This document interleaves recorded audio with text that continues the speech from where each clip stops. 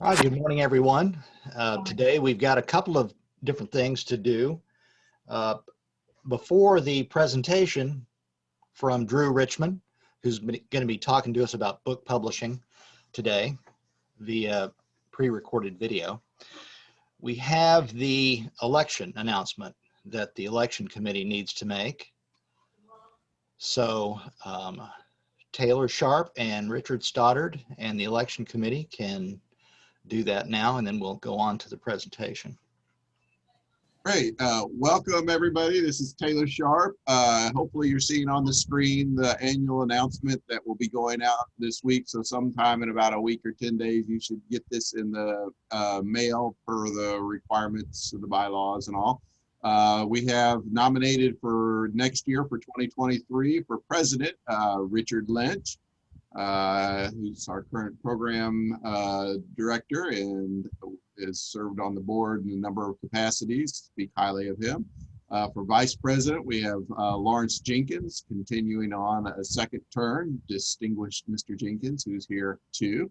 So, and for the board of directors, every year we have 3 people roll off and 3 people stay on. So everybody serves a 2-year term, and we vote for 3 every year. But there's a total of 6 directors. So for this year, for 2023, we have up for nomination Dale Shera, Shirley Dunbar, and Ray Thompson. So anyway, that is the election announcement. It will be held November 12th, which will be in a virtual meeting just like this one here. Richard Stoddard and I will hold the meetings of election virtually, and hopefully make it a brief short one and get on to our main meeting at that point. But speaking of main meetings, this ends the election committee report, and I'm turning it back over to Mr. Lynch. All right, thanks a lot, Taylor. Does anyone have any questions or want to talk about anything else before we get going? The video is about 30 minutes, not quite 30 minutes, so I think we're going to have extra time to talk here. So if anyone has any questions first. Do we need to do more business meeting stuff like the treasurer's report and things? Oh, is this is the combined meeting? This is our quote business meeting before the real meeting. Yes, so I will turn it over to the president, Shirley Dunbar. I think the challenge is we don't have isn't Tim our secretary? Yes. Oh. Well, hopefully this is just a very short meeting of what I call the basic fundamentals. So we do still need minutes, though. Yes. So let's see. Who else in the world there? Let's see. I can throw something together real quick if you wait there a minute. I just wasn't ready for it. Just a minute. Okay. Minutes. Let's say. So we did election report. Okay. So what's next, Shirley? Well, we had our call to order the adoption of the agenda. Minutes from last month. Everybody, of course, read them, and I'm gonna guess they all approve them, or does anybody want to correct anything from last month? I don't hear anything, so I think the minutes are okay. I don't have any great announcement from the president other than here we are. And we do our best to keep going and notifying everybody when we're meeting and all those things. So that the thing that's the most regular, okay, is a nice treasurer's report. Okay, treasurer's report. We've got a little under $16,000 unaudited in our account. All bills are paid, and there is no outstanding obligations. For the membership report, we have 47 active members, 43 are primary and 4 are secondary. Thank you. And a short report from our director, Richard Lynch, who's kind of already got us going. But. Yes, we're As I mentioned, going to be hearing from Drew Richman again today. Next month is a show and tell for all meeting. So no particular scheduled speaker, but anyone who wants to talk about some things that they've built or done or got involved with related to Apple, or anything would be fine. We'll give you the mic for a few minutes and let you do a show and tell. It's always good to have one of those every year, so it's about the time to do that. In November, we have our election, and there is I don't have my notes with me, but I believe somebody volunteered. It might be Tim Baker, it might be Lawrence Jenkins, I can't remember now, to talk to us about something in November. Anybody remember that note? Can't find it, but it's in Taylor's database, so I'll have it at the next board meeting. And then we haven't really talked a whole lot about the Christmas meeting, which I assume is going to be virtual again this year. So we may need another speaker for that, but right now nothing is lined up. For next year, I know there was a discussion, Richard Stoddard had gotten approved using the Spring Creek barbecue room, whatever, and maybe that might be available for Christmas. I do remember that, yes. So that could be a possibility that we're able to get together at Spring Creek. I think the difference was that they don't open until 11 o'clock. So the hour time change would be, I mean, we would have to meet an hour later. Mm-hmm. That's correct. I guess we'll figure that out in November, because we always think that things change from month to month. Mm-hmm. But many people are going out to restaurants without any difficulty. So that would be a lot of fun to get together with a group for the December meeting. tentatively plan that we can get together and switch our December time till 11 o'clock, since that's when we're open. And starting to think about next year's program. One of the ideas that we talked about last time was a presentation on traveling. A lot of our members have been doing a lot of traveling lately and have talked a little bit about it here and there. But I don't recall that we've ever had a dedicated presentation to the group on traveling. And that might be something we do early in 2023.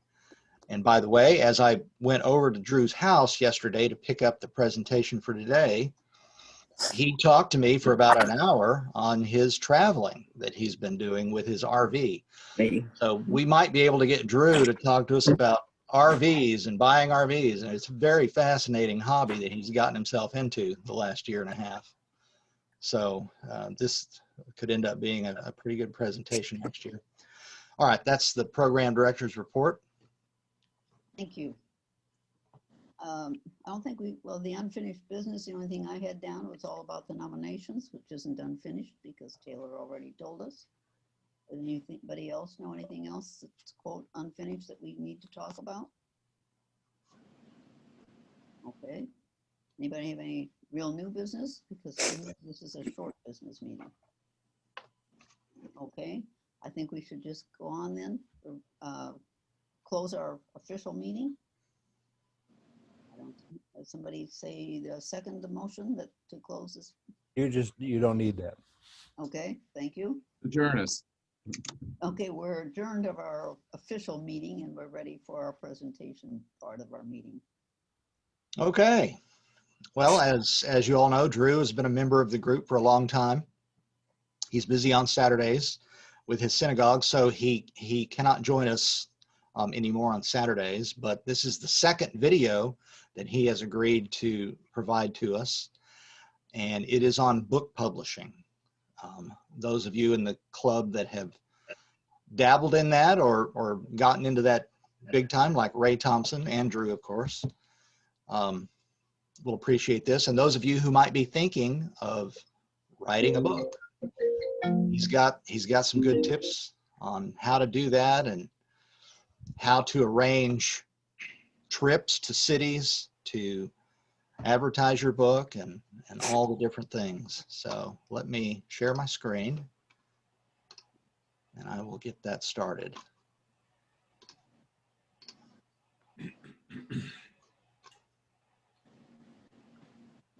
Can everyone see Drew? Yep. Yes. Oh, I didn't see it for a long time. It looks different. Good morning. My name is Drew Richman, Ah, and welcome to my messy office and my messy mind. Today, we're going to be speaking a little bit about publishing a book. Publishing a book is relatively simple. Last year in this country, anywhere between 600,000 and 1 million books were published, and half of them, depending upon what stats you use, half of them were self-published. Self-published means that you didn't get a contract from Simon & Schuster or Harlequin or Penguin or any of the big publishing houses. For some reason, they didn't want to publish your book. So you decided to go out and do it on your own. And self-publishing is relatively easy, relatively inexpensive, and we're going to talk about how you can do that today. So I've published 2 books in the last 2 years. My first book is Tall Tales and Short Stories. My current book is Long Story Short, and these are soft-covered books, and we'll talk about them in a bit. So how do you go about publishing a book? Well, the first thing is write the book. That may be the hardest part of this whole portion, is writing a book. Find something you like, find something you love, write a book about it. It doesn't have to be a 700-page novel. It can be 40 pages, 100 pages, 300 pages, 500 pages. It can be short stories like my books. It can be poetry. It can be fiction. It can be nonfiction. It can be essays. It doesn't matter what it is. If you have a yearning to write something, write it down, put it in a book. Fine. So now you've got a manuscript. You've got all these pages. You've got them in Word, or you got them in Pages, or whatever word processing application you use. And the first thing, perhaps, is once you've got it written down, type it up. I use punched paper, so I put it in a loose leaf, and edit it. Don't you edit it. Don't your family members edit it. Find somebody who is good at English, good at spelling, good at grammar. Let them edit it. Because the last thing you want to do, whether you send it to a big publisher, traditional publisher, or even yourself, you don't want to publish a book that has typos, that has spelling errors, that has grammar errors. It doesn't look good at all. So get the book published. Get the book edited. Then, where you get the book published is Kindle Direct Press, KDP.com. It is an Amazon company. It's designed just for folks like me and possibly for folks like you that want to publish their own books, self-publishing. So you go over to KDP and you create an account for you, and it asks you what your book is. It'll also ask you for something called an ISBN number. The ISBN number is how you identify your book to the literary world. It's the barcode that many books have at the back. Okay, it's not the code that tells you what price it is. It's the code that tells you what book it is. You can get those at hawker.com, HAWKER.com. The weird thing about ISBN numbers, they're $125 for one and $295 for 10. And I recommend you buy 10 because each iteration of your book requires a different ISBN number. What do I mean by each iteration? If you do a hardcover, that's one ISBN number. If you do a softcover, that's an ISBN number. If you do a ebook, that's an ISBN number. If you do an audiobook, that's an all of a sudden it can add up real quick to the number of ISBNs on a per book basis. So my recommendation is you buy 10 at a pop or more if you got a lot of books planned. So you got the ISBN numbers. you go to KDP, you create your account, fill in all the information about the book, and they're going to ask you some questions. They're going to ask you how many pages you think the book is going to be. They're going to ask you what color pages do you want? Do you want cream color pages, white color pages? Are there illustrations? Are they color illustrations? Are they black and white illustrations? What physical size do you want the book to be? Most paperbacks, like these guys, are 6 by 9. That's the current size. But it doesn't need to be 6 by 9. It can be smaller, it can be bigger. What size you want the book to be? What kind of cover? Do you want a glossy cover? Do you want a satin cover? So we're going to ask you all these kind of questions. KDP is also going to provide you with a series of templates that are going to make your life an awful lot easier. They're in Word, and ultimately you will load up your manuscript to them in Word regardless of what you created it in. But you'll download the template for whatever size book you want, in my case 6 by 9, and download the appropriate cover for that book, because you will need a cover. And you can create your cover and your template. The template's easy for the manuscript because you've got the manuscript, and you can just copy and paste it into the Word template for whatever size book that KDP provides for you. And, you know, knock off the rough edges. Are you fully justified? Are you left justified? Are you whatever? And then see how it flows, see how your work flows in the manuscript template. There may be page breaks where you don't want them, or you may have to put a page break in. So you do all that stuff. That's sort of editing, but not quite. You design the cover.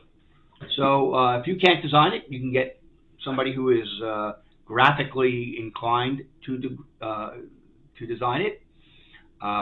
Or there are plenty of services out there that will be happy to design an appropriate cover for your type of book, you know, at whatever the fee would be. So you get the manuscript written, edited, you get everything squared away with Kindle Direct Press, you get an account set up, you get the ISBN numbers from Hawker, you download the templates. Now you pour your manuscript into the template, you pour your cover information into the template, and you're ready to rock and roll. Yeah, well, not quite. So part of that process of giving all this information about the type of book, how big the book is, how many pages, you know, the cover and all that information, is at the end of that series of questions, Kindle Direct Press will say, well, you know, based on all the information you got, we think that this book is going to cost you, the author, $4.30 each to print, to purchase. It's print on demand. You can buy onesies at a time. But it's $4.30 each. And we suggest you sell the thing for $20. Okay? So you're going to make $15.70 each per book profit, every one you sell. Not bad. So based on that, you send off the book, you send off the cover. A week or so later, they send all that back to you as a PDF document saying, okay, we looked at your stuff, we looked at the cover, and there are some things that need to be fixed. And it could be you went outside the template lines. It could be that your pages are misnumbered. It could be any one of a number of things that went wrong in the transferring from the manuscript to the template and your graphic artist stuff to the template for the cover. Fine. You fix all that stuff and it looks great. You send it back out to them again. A couple of days later, they send it back. It may still have some issues. My second book, we did that 4 or 5 times before I got it right. But you do it until you get it right, until you're comfortable that this is the book I want to publish, this is the way I want it to look, this is how what I want people to see. At that point, you could hit the publish button and it will be published that next day to Amazon.com. And you'll see your name and the book published and the cost and information and, you know, a little synopsis and everything. Don't do that yet. One of the other things you can do with Kindle Direct Press is order a author's copy. What an author's copy is they'll send you one of these, send you the book with the right cover, with all the right pages and the right color, and front and back on the cover. Looks just like a book. It is just like a book, and it says preview copy on the inside pages. Fine. This is what the book will look like when it gets published. It's one thing to read it as a PDF document and go, yeah, that looks okay. It's another thing to hold this in your hand and go, son of a gun, it's a real book. So order the thing. It's going to cost you whatever they said it's going to cost you. So if it's $4.30, they're going to charge you $4.30 plus the shipping. Pay the money. So you get the book home and it's fine, or it's not fine. You make the corrections. Again, this is a series of going back and forth between you and Kindle Direct until you are satisfied as the author and publisher that the book is exactly the way you want it. When the book is exactly the way you want it, then you can hit publish, and it will be published out to Amazon and Barnes & Noble. Then you can also order author's copies. So my recommendation is, even though you can order these as onesies, it's print on demand, so you can order one at a time if you like. If you do that, the shipping will kill you. But order a half a dozen, order a dozen, order 2 dozen, however many you think are going to sell.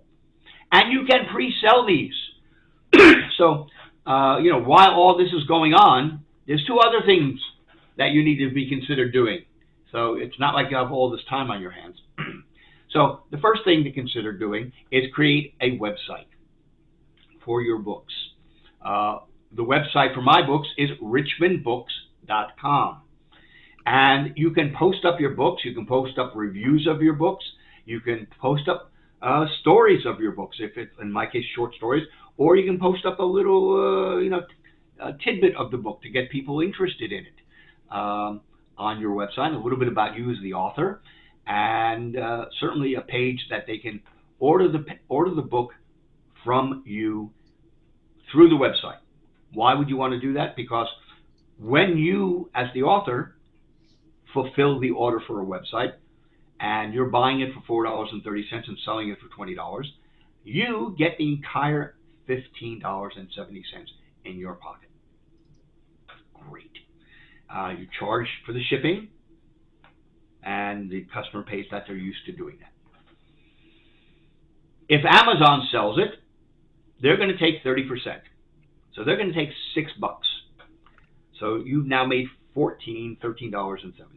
Okay, fine. It's less. The trade-off is more eyes will probably see it on Amazon, and then we'll see it on your website. So you got to balance. So you create a website. You do social media. You do Twitter. You do Facebook. You do whatever. And put out a notification that, hey, Drew Richman, publishing a new book. It's going to be here in 2 months. Here's a little bit about the book. Here's what the cover looks like. Here's what it, you can pre-order right now. And if you pre-order, I gave everybody a 5% discount. People ordered the book. We sold, more than a few copies that way. And you keep the orders, and when the book gets published, you say, oh, I've got to order 45 of these things or 50 of them. Fine, give me 50. And then when they come in, you fulfill them at your own leisure from your kitchen or dining room table. So you're going back and forth with Amazon to get the book looking perfect. You've got a website that you design or somebody else designs for you, and you're doing pre-sales on social media, mail outs, however you want to do marketing to the extent that you can do it by yourself. And that can be emails.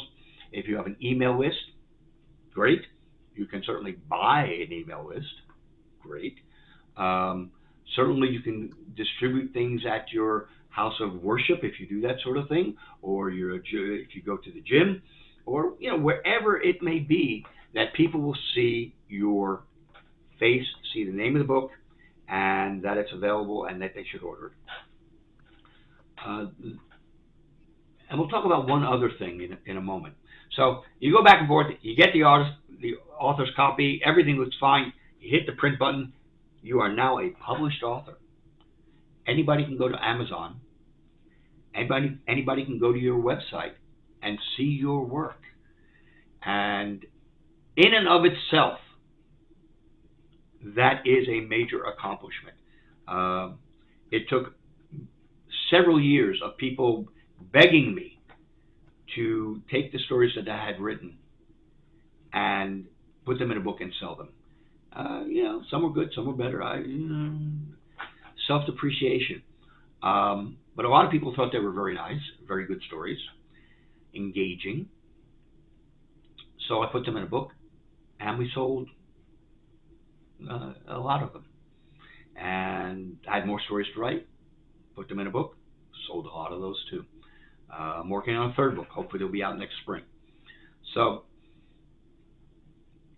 it's a continuing process that you want to advertise, you want to market, you want to get a client base of people who like your books.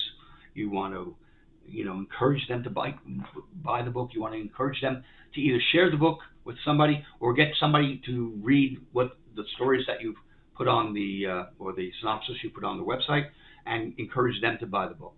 Word of mouth is still the best thing to do. Now, one of the things I did a lot prior to COVID, and now we're just starting up again, is author meet and greets. Okay, now I just did a book tour that was 7 weeks on the road. We went to 32 bookstores in 20 cities from Dallas up through Memphis, Nashville, Washington, D.C., all the way to Montpelier, Vermont, and then all the way back again. It's looking like we've probably sold over 500 books.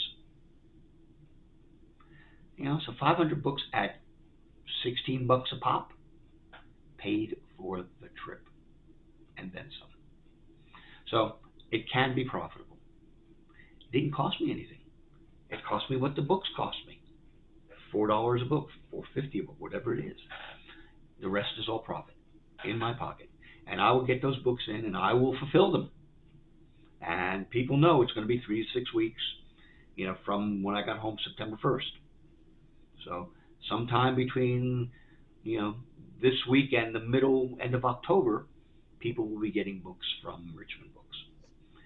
And you want to tie things together. Again, part of the marketing. So when we sell this book,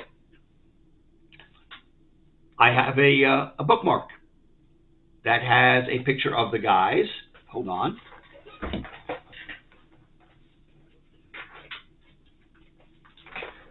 We give this away with the book, and we had one for Tall Tales and Short Stories. So we give this away, and it's a bookmark. It's very nice, freebie, a couple bucks to print it, and you get stuff like that. We do these meet and greets, and the format that I use is I've got a big 36 by 24 sign with my picture on it, an evening spent with and through Richmond, Dallas, picture of the books, and where and when and how. And the meet and greets are free. We do them at typically independent bookstores. And my format is we talk about, I get introduced. We talk about a little bit about how I write stories. I am a member of an international writing group called Brains, B-R-A-I-N-Z, and they wonder why Johnny can't spell. But we are charged with writing something every month. Can be prose, can be poetry, can be a song, screenplay, doesn't matter really, based on one word. And every month we do that. And a lot of those stories find their way into the books. But we take that information, we go to the meet and greets, and I will read a story, answer questions if we have enough time. Generally, these meet and greets run about an hour and a half, maybe 2 hours at the outside. If we have time, I'll read a second story. We give away a book or two. I give away a book or two. And typically, we're going to sell anywhere from 5 or 6 books to 25 books each time we stop. You do that enough times, you've sold some books. The other thing I'm going to do, and people are doing, is here in Dallas at least, there are a lot of senior citizens, retirement homes, assisted living, whatever, that are dying for programs. And they love free programs. And these are people with money. And they love a program where they'll get to meet the author, have you sign a book, and they will buy them like hotcakes. And we started doing that again as well. But this whole idea of publishing, it's not mysterious. It's not difficult. It's not expensive. Is it going to take you some time? Yes, it will. It takes me about 2 years to write a book. It takes me about another 5 or 6 months to get it edited and the script, the manuscript cleaned up and the insides and the cover designed. You're looking at 2.5, 3 years perhaps to get it ready to go to press and get it printed. But after that, you can join the elite. Well, maybe not so elite if 1 million books are being published a year, but a group of people who create something that is long-standing. Long after I'm gone, my books will be there, hopefully in somebody's library, and they say, yeah, I read this story about this guy from this guy years ago. It's pretty good. It's not just going to be the 10 or 15 books you make for your family. It goes beyond that. If you want to do something like that, there are other ways. This is publication for the general public. You want to sell hundreds. You want to sell thousands of books. Millions would be nice too, but I'm a realist. By the time you get to selling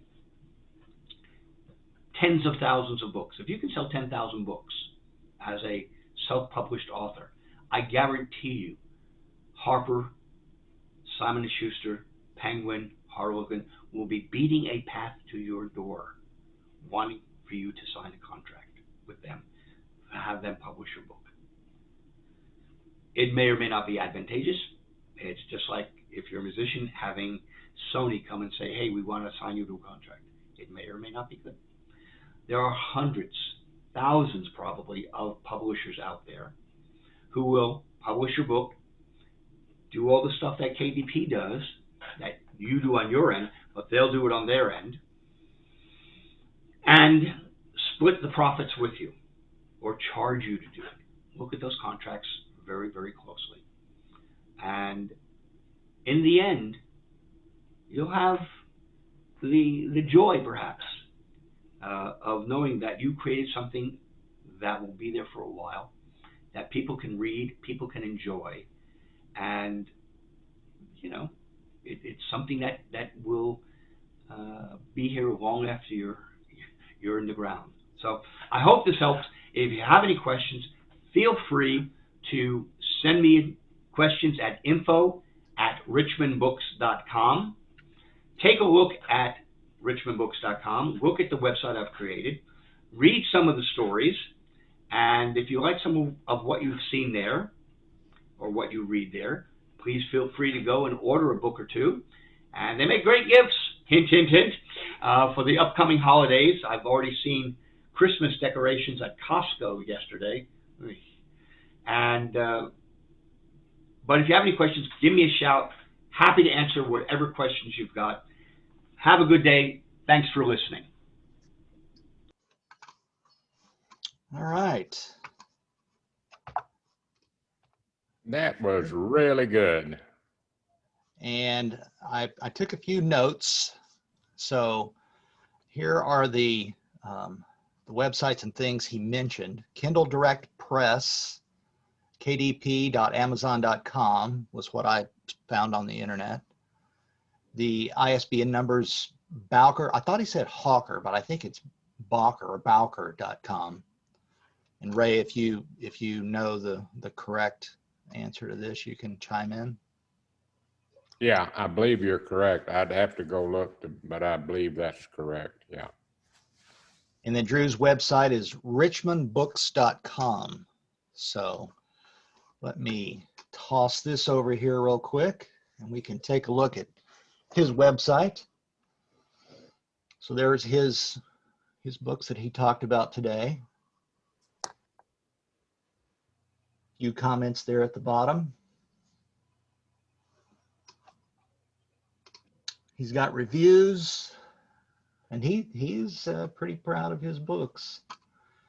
I'm thinking about getting a couple of them myself. He's really done well, and I'm glad he said it's really not hard to do. And if you're a computer person, you know, it's kind of fun, but boy, does it ever take time. Yeah, he glossed over a little bit the very first, the hardest step is writing the book. That's, I'm sure, an entire presentation or two of its own.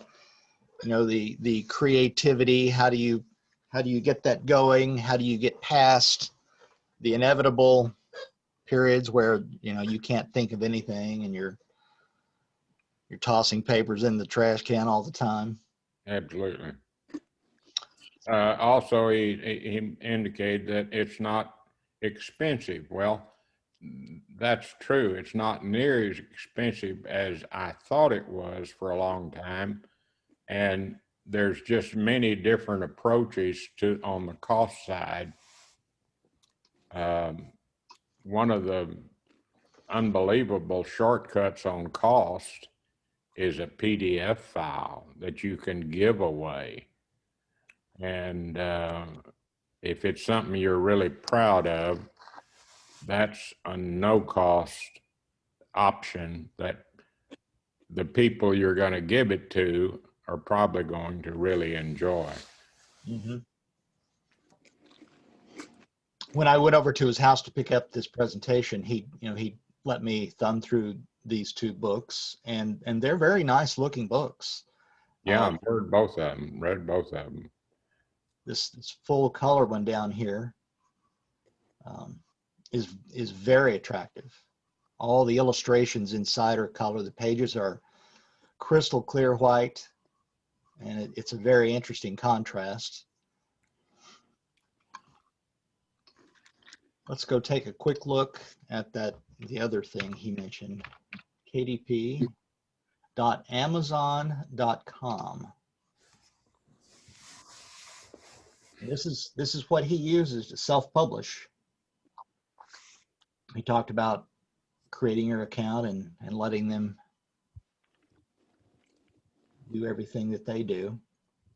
There's a number of companies that operate the same way, print on demand, and but I believe this one is closely tied to Amazon, of course.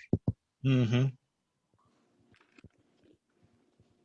It sounded to me kind of like a middle ground between complete do-it-yourself and just handing it over to a Simon & Schuster and giving them most of your money, I guess. Is somewhere in the middle of that. Would you agree with that? Yeah, and you know, it really depends on the subject matter. I have been working on what has really turned out to be a family history. Well, there's limited interest in my family history. So that's the starting off place for deciding about distribution and everything else. And I think Drew is just, you know, from the days that we knew him as a entrepreneur mechanic, to realize that he had the ability to write creative stories, creative fiction, and then to actually do it and succeed at it, I'm just really impressed with him. He is a very multi-talented individual, right? I mean, Yeah. his tech knowledge is unparalleled. He is a fantastic musician, and he is a book publisher. So I mean, he's a man of all talents. All right. Anybody have any other questions? I was going to comment on Audible. I don't know if you guys, anybody uses Audible audio books, but it's owned by Amazon also. And there's a make money deal that's out being advertised for getting aboard to do the audible books through Amazon. And apparently it's pretty profitable.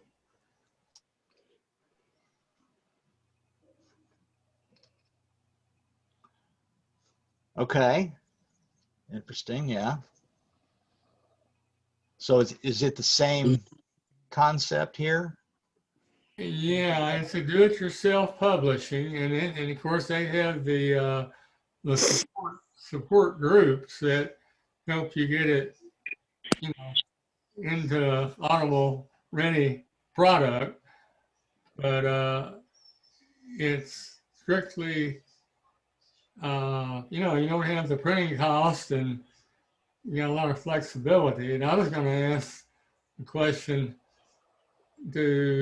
if what Drew is doing, does he have to have inventory, or do these books get published as they're sold, or printed as they're sold, or does he have to buy inventory? What he No. told me when I went over there, he said they asked him right up front how many he wants, and he can decide, you know, if he wants 10, 20, or 500. And he said it just depends on how many he plans to sell or maybe has already sold. You know, he went on this amazing trip where he visited all these cities all up and down the eastern seaboard and then back to Dallas with his RV, and he sold 500 books. So I think that's what he told them he wanted.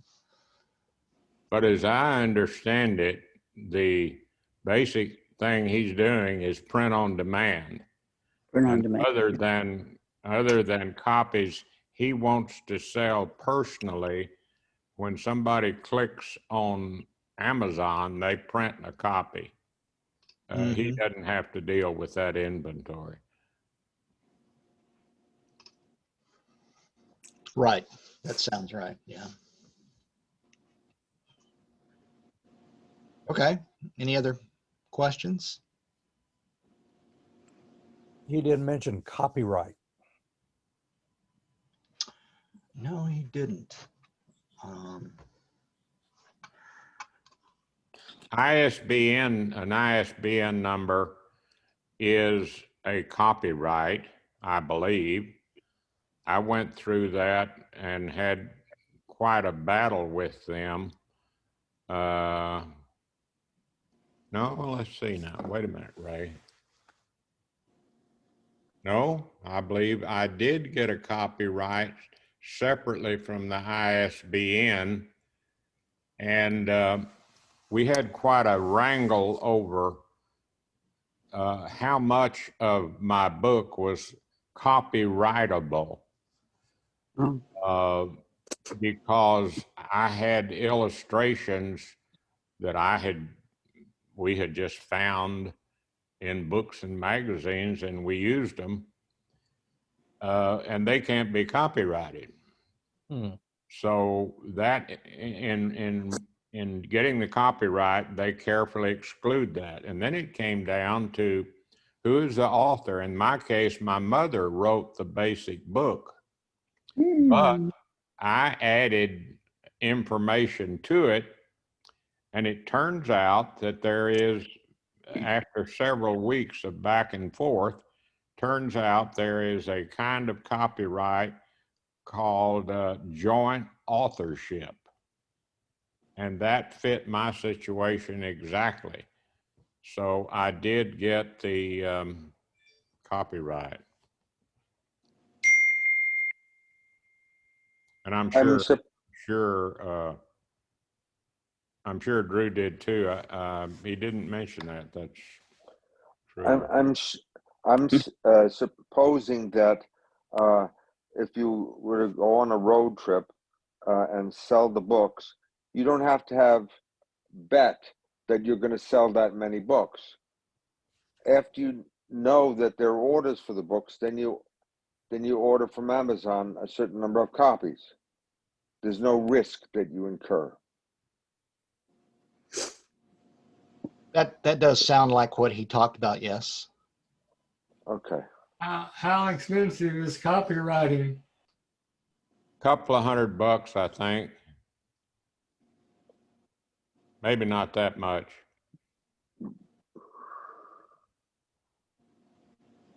It takes a long time. The review is very slow and very one way. It's their way or the highway, that's for sure.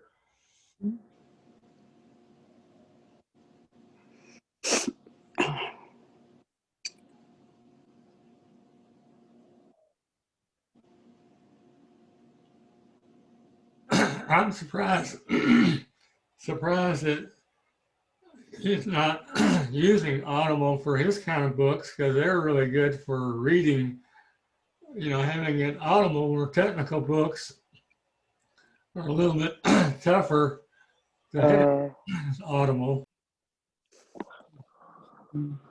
Well, you know, that's something he could do yet. That's something he could do yet, especially now that these books are getting into the marketplace. He could make an Audible and sell that too. Good point. I've always found I go to sleep listening. I look. I do too, but I still have it. I do a lot of traveling in my job from like when I was up in Kentucky for the floods, and I have to go from one town to the other. Audible's really been good to keep me busy because I can listen and drive at the same time. It's kind of dangerous to read and drive at the same time.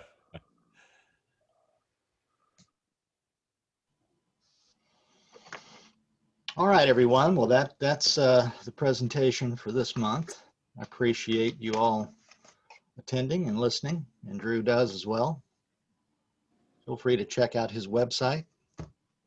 I might make one comment. If you do anything on RVing, my wife and I have been to all 48 states and Canada over the past few years in our RV, so we've got a lot of probably information that could be shared.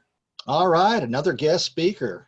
That's Yeah, and 2-hour meeting next year. Potentially a book about your travels, RVing, a real life experience.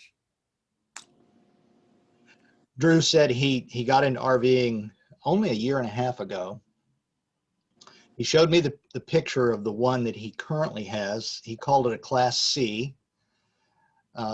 It looks really nice. It's got an expandable section on it, but he wants to get into a Class A, but he said not the 47-footer. He's looking at a short one that's a 31-footer.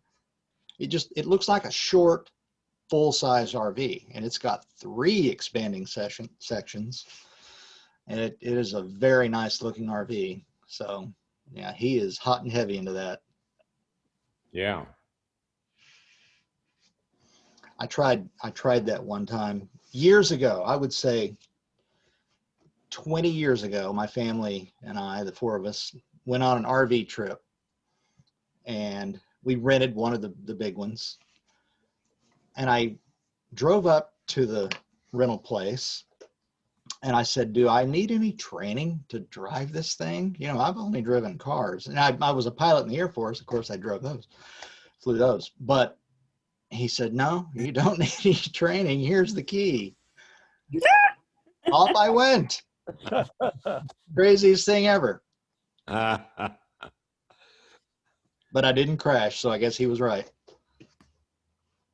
What did you fly? I flew F-16s in the Air Force for Which 5 years.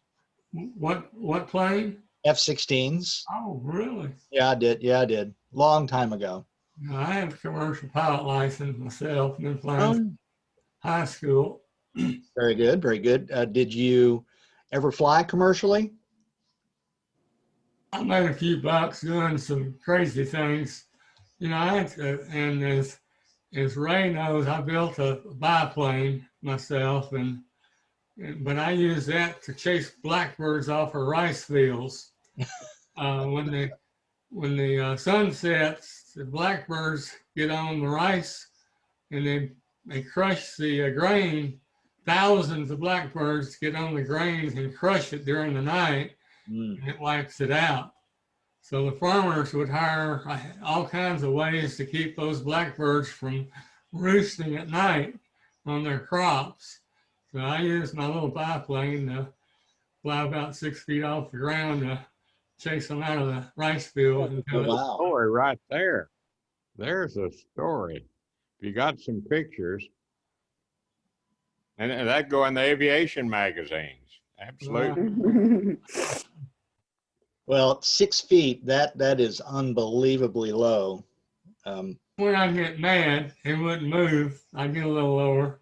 Otherwise, I'd be maybe 10 or 15 feet high. The lowest I was ever authorized to fly in military training was 300 feet. I had one flight where I had somebody in my back seat and I was in the front seat. They let us go down to 100 feet. But, you know, that's doing 600 knots. And so I was scared for my life at 100 feet. It looked like I was about to hit the ground instantly. Oh, so, man, I can imagine. I can imagine 6 feet. That's crazy. Well, I grew up watching crop dusters, and they do some amazing things with an airplane. And you know, the other side of that, my sister and I used to stand out and watch them dust our field right behind our house, and the dust cloud would just come up over us and go right into our house. It was DDT. Oh, no. Oh my gosh. I don't know how we lived through it. In fact, my sister contracted Parkinson's, and we've always thought that might have been where it came from. But wow, bad stuff. I live over here by Alliance, and the F-15s do touch and goes on the weekend, and they get so close to the house, looks like I can see the pilots in here, and it scares me to how close they get to the house when they're doing their touch and goes. So pretty loud too, right? Yeah, if they were doing it today, we couldn't have the meeting. you know, during the war, 2 little remote towns in West Texas, Powell was a big bomber base, and Pecos was an AT training spot where I lived.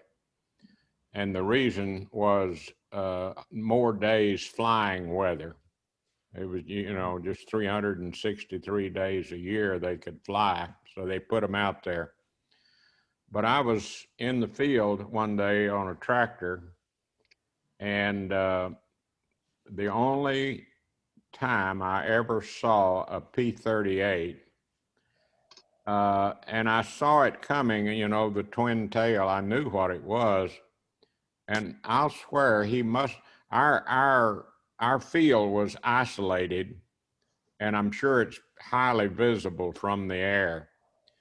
And believe it or not, that guy just cut down, and I don't know if he saw me or not, but he flew very low right over me. I nearly fell off the tractor. I was so excited. And then he was gone. I'm sure he was ferrying across. It wasn't based in Pecos, but That was my best view of a P-38. Oh, nice. Yeah, those were awesome airplanes, very maneuverable and fast, you know, for a propeller.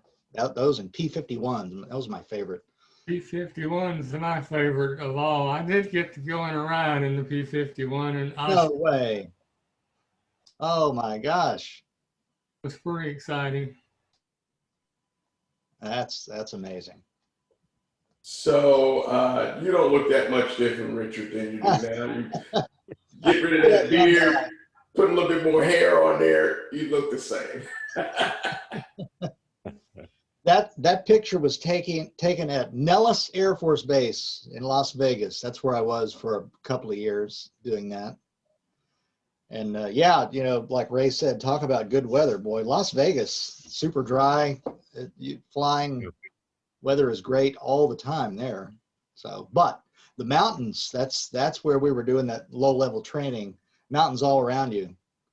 Boy, that gets a little scary sometimes. Since you were in Nellis, did you ever go to Area 51? No.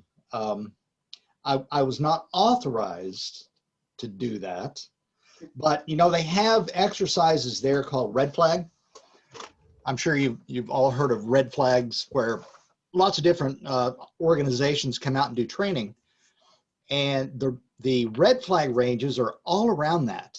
You know, that Area 51 is right in the middle. So you are briefed many, many times, do not get close to this place or you will be kicked out of red flag immediately. So it was just known, you know, don't mess with it. And I never did that. Yeah, good times years ago. Question, how many people watched the Apple event? Here, I saw part of it so far. So how many people jumped on and bought a new watch, new phone? Anybody maybe buy a new phone? I'm getting one. Christmas after we get all the reviews. Anybody bought a new watch?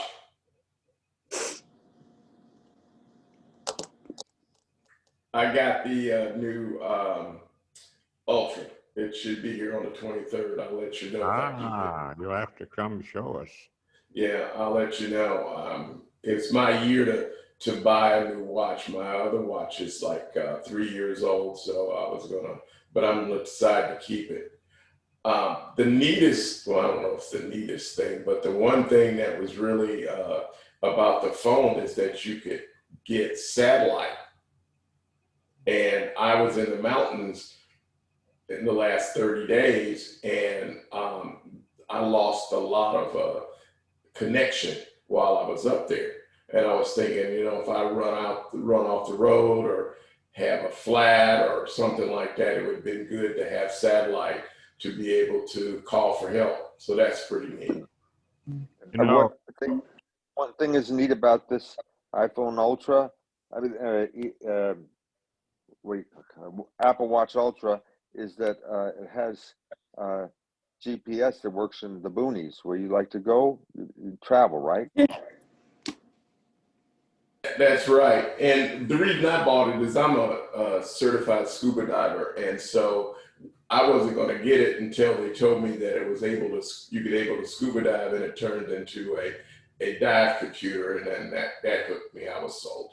that A was dive what? impressive.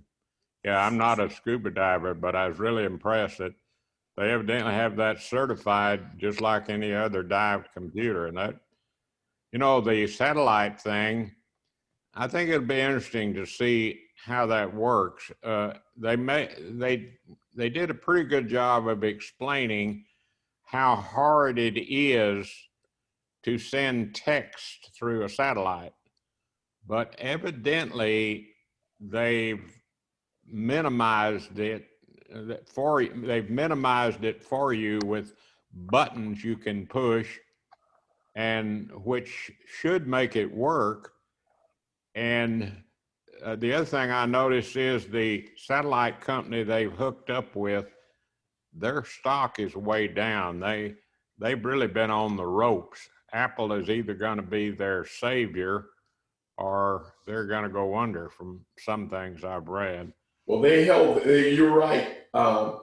They shut the stock down before they made the announcement. And the announcement, the stock was down 16%. And when they made the announcement and they turned it back on, it went up to 41%. Oh, I didn't see that. Good. Yeah. This Starlink satellite, which I imagine is not the satellite you're referring to, their modem costs $500. So now they build it into a watch for some other satellite? No, it's only in the phone. It's in the phone. Yeah, the watch has a GPS system that they added to it, but the cell it's only on the phone. And they reminded as different people commentary reminded that the watch is free for 2 years to get this service. But if you get trapped out there and they have to rescue you on your dollar, that could cost you anywhere from $10,000 to $30,000 to come get you. So you got to keep that in mind too. If you don't have 30, you may want to just stay out there. No, I'm Good just one.